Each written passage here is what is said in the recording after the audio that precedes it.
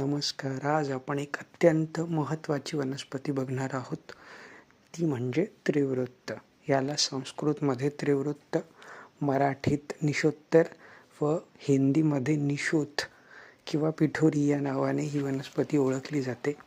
निषोथ म्हणजे शोथ म्हणजेच सूज कमी करणारी आणि विशेषतः ह्या वनस्पतीचा वापर आयुर्वेदामध्ये मोठ्या प्रमाणात केला जातो. विशेषतः पंचकर्मामध्ये जी 5 कर्म आहेत त्यातलं महत्त्वाचं कर्म म्हणजे विरेचन. त्यात दोषांना जुलाबावाटे म्हणजे अधोमार्गाने बाहेर काढलं जातं. पोट साफ करणारी, मल शरीरातनं बाहेर काढणारी महत्त्वाची वनस्पती म्हणजे निषोत्तर किंवा त्रिवृत्त. आयुर्वेदात म्हटलं आहे त्रिवृत्त सुखविरेचनानाम, म्हणजे जेवढ्या दोषांना अधोमार्गाने जुलाबावाटे बाहेर काढणाऱ्या वनस्पती आहेत त्यामध्ये श्रेष्ठ वनस्पती म्हणजे निषोत्तर किंवा त्रिवृत्त. तिची आता आपण माहिती आणि आयडेंटिफिकेशन ओळख बघूया. निषोत्तराची मोठी वेगाने वाढणारी वेल असते, जिचं खोड हे वैशिष्ट्यपूर्ण 3 ते 4 कोण असल्यामुळेच याला त्रिवृत्त असं नाव आहे.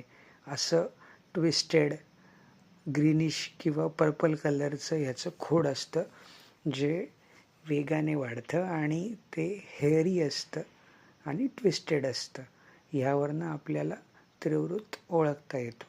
त्याच्या व्यतिरिक्त त्याला अशी सिंपल अल्टरनेट पानं येतात, जी सुरुवातीला कॉर्डेट म्हणजे हृदयाकारानंतर अंडाकृती म्हणजे ओव्हवेट किंवा इलिप्टिक या शेपची व्हायला लागतात. वेगवेगळ्या प्रकारची पानं शेपची आपल्याला ह्यामध्ये दिसतात आणि त्यानंतर याचं फूल असं मोठं पांढऱ्या रंगाचं, जे घंटाकृती म्हणजेच फनेल शेप्ड किंवा बॉटॅनिकली ज्याला आपण कॅम्पॅन्युलेट अशा पद्धतीचं याचं फूल असतं. त्रिवृत्ताची फॅमिली आहे कन्व्होल्युलेसी. साधारण कन्व्होल्युलेसी फॅमिलीमध्ये साधारण ह्याच प्रकारची कॅम्पॅन्युलेट शेपची फुलं असतात.